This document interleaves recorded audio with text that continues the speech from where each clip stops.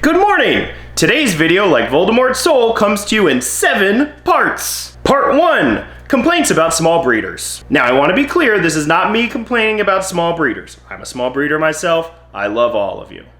But recently, I was on a reptile forum, and the poster was complaining about smaller breeders selling good quality animals for lower prices than what the poster thought those animals should be sold for. The gist of the complaint was how people pay good money for animals that they want to breed, and then small breeders come into the market, have a hard time selling animals at a higher price point, so they sell at a lower price point, bringing the market price down, and the poster is no longer able to sell animals at the higher price point that they think that the animal is worth. Important to note, this is a very high level overview of the complaint. They went into more detail, complained more about small breeders, stuff like that. I do want to note though, that based on some of the comments that I saw on that and other posts that I've seen other places, this is not an isolated opinion. This is an opinion that many people in the hobby seem to hold. Part 2.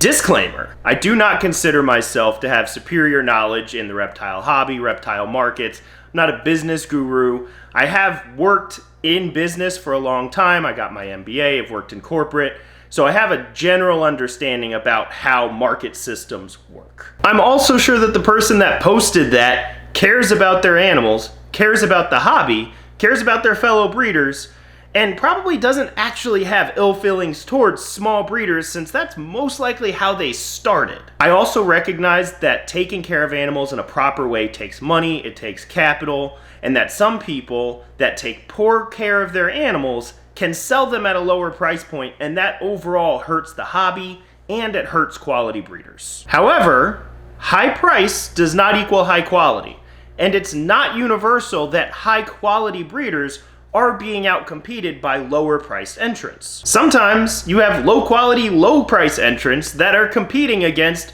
low quality, high priced competitors. Additionally, some new entrants might price their animals below market rate because they don't have brand recognition yet, even if they're putting the money and capital in, the effort, and running a high quality breeding operation. There's a ton of variables here.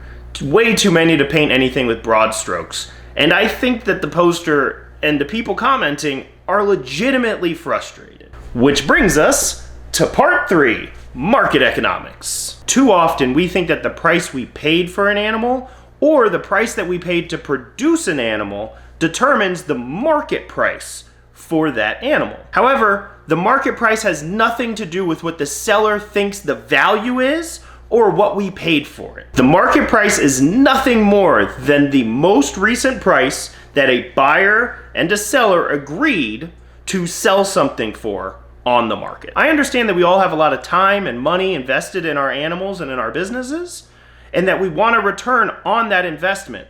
But our desire for a return or profit does not equal a market price for that particular animal or species. Some of this might sound cruel. I promise I'm not trying to attack anybody. This is just the nature of operating a business in a truly competitive market. If I as a seller think that an animal is worth $200, but people are only willing to spend $75 on that animal, it's natural for another seller at some point to come down to that $75 price point, setting the market price there. Part 4, getting a higher price by selling a premium product. Branding, marketing, and quality have a large impact on what we can sell something for. So we can charge a premium if we are able to deliver something with our product that others don't or can't. However, those that don't have our brand and are essentially selling the same product can't sell it at that premium, so they sell it at a lower price. This is exceptionally common in competitive markets. I'll give you an example. Ralph Lauren sells polo shirts for about $120. I just bought 2 from Target for $15 a piece because I don't put a huge emphasis on brand for my clothing. So myself and other people like me are going to opt to spend $15 at Target for a polo shirt instead of buying a polo shirt from Ralph Lauren for $120. But Ralph Lauren doesn't want to drop their prices to compete for those $15 buyers because they believe that their product is a higher quality.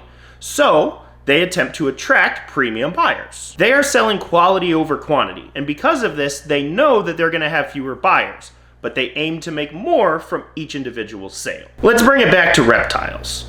I regularly will see captive bred baby water monitors on sale on Morph Market for a few $100. But Nerd, you'll almost never see them being sold for less than like $700 or $800. Kevin has developed a brand around the socialization of his animals from birth. He develops content that's viewed by thousands of people and regularly talks about the quality of the lines of the animals that he produces. Because of this, he has built a premium brand for water monitors. And there are many people that would prefer to wait longer in order to afford a water monitor at a premium from Kevin than buying it from somebody else.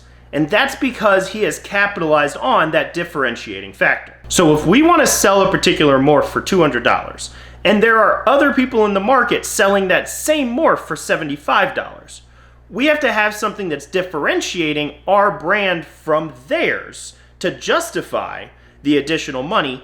And this is really important, there have to be premium buyers in the market willing to pay that extra money for that product. If neither of those exist, the market value for our animal is not $200, even if that's what we personally value it at. And us thinking that it's worth more somehow because of what we paid for it or what we personally value it at just does not qualify for setting a market rate. Part 5, rarity is a major driver in the reptile market. In the reptile hobby, rarity oftentimes drives price. So if you get into something early, you have to recognize that you're going to pay more for that animal than you're going to average selling its offspring later on a per animal basis. This is because by the time you produce offspring from that animal, there are going to be more of them in the market than when you started. Obviously, things like a sudden increase in demand can have a major impact on price. So if you've got a channel like Wiccan's Wicked Reptiles or Clint's Reptiles, who give an excellent review on a particular animal and how great of a species they are to keep, that might have been lesser known, it's going to increase in demand quite a bit. But all else remaining equal, as animals become more common, they're also going to become less expensive. And that's a risk that we take if we're getting into a particular species or morph fairly early on in its existence in the market. This hobby, just like any other market or business, is not without its risks. And one of those risks that exists pretty universally across industries is the threat of new entrants and new competition. It doesn't mean that new entrants and new competition is bad. In fact, it's usually good for an industry. But it's important to recognize it as a risk and to take that into account when developing the business plan for your business. Part 6, what can we do? First, easiest thing, if you notice that there's one individual that's selling a particular species that you also sell at a very low price for some reason, you can buy out their stock, buy it wholesale, and resell it. Obviously, this comes with its risks, such as the quality of their animals. If they had low quality animals and you purchased all of them, now you're responsible for taking care of those animals to your standards. It's also possible that the reason they were priced so low is because they were having a hard time selling them, and now that you have them, you might have a hard time moving them as well. And other sellers could recognize the price that you paid for those animals on the market as the most recent sale price that they saw something go for, and set that as the new market rate and have that be their new expectation for what they should pay for that animal. We can also differentiate ourselves, like we talked about earlier, in developing a premium product and recognizing where premium buyers are and attracting them to our business and earning their business from them. The other option, and the most obvious, especially if you don't have a differentiating factor or brand awareness, is bringing your prices down to that market rate. This means you might have to address some of the expenses that you have for your business. It also might mean that you have to take price into effect when you're getting into new species and new morphs. The biggest thing that I implore everybody, please, please, please, when you're talking about cutting expenses for your business, do not cut anything that is going to decrease the quality of care that you are able to provide to your animals. I think it's almost universal that we did not come into the reptile hobby to become a millionaire, because boy, if you did, you chose the wrong thing.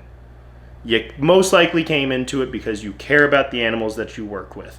make sure that you keep them as the priority. And just know, overall, complaining about new entrants to your industry, historically, across industries, has not worked out well for many companies. Part 7, le closing. I really appreciate you sticking around with me on this. I know it was a sensitive topic, a little bit of a difficult topic. I try to not shy away from things like this, and I know that sometimes it might ruffle a few feathers. I mean no disrespect or anything towards anybody individually. My goal here on this channel is to use any amount of expertise that I've got, whether it's with reptiles, in business, or anything else, to be able to help people coming into the hobby, help people improving care of their animals, help people in just learning stuff about science, and help people with their business. I hope you learned something of value today. Go ahead and hit that like and subscribe button down there wherever it is, and go ahead and drop some information down in the comments. What have you done to help differentiate your business, and how do you go about setting prices for your animals when you're selling them in the market? I'll see you next time. Bye.